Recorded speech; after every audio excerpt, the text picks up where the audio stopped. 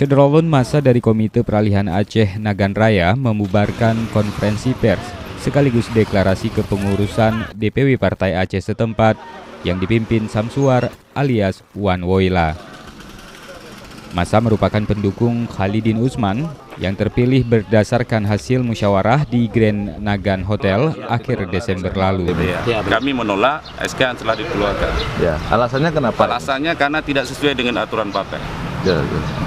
Jadi semuanya menolak. Gitu? Menolak. Tapi kalau tetap terus nanti hati-hatinya ini tetap dijalankan berdasarkan SK yang sudah dikeluarkan, sikap dari KPA sendiri ada. Mungkin kami akan sampaikan kepada pihak orang tua kami yaitu Wali Nagro.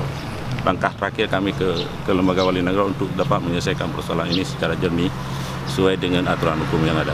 Ini dasar apa? Dasar pelaksanaan? Ini surat mandat dari Dewan Pimpinan. Sementara itu Ketua Dewan Pimpinan Wilayah Partai Aceh Nagan Raya Samsuar menyebut jabatan ini sesuai dengan SK DPP.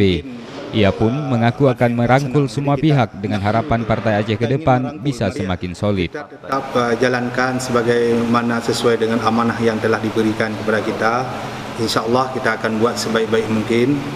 Kita akan menyatukan semua KPA dan PA Nagan Raya. Yang kita inginkan nggak ada lagi kubu setelah mandat, setelah SK dikeluarkan. Harapan saya sendiri jangan ada lagi kubu karena kita ingin mendapat dan kerja ekstra untuk 2019. Dari Sukamakmur, Dedi Iskandar, Serambi On TV.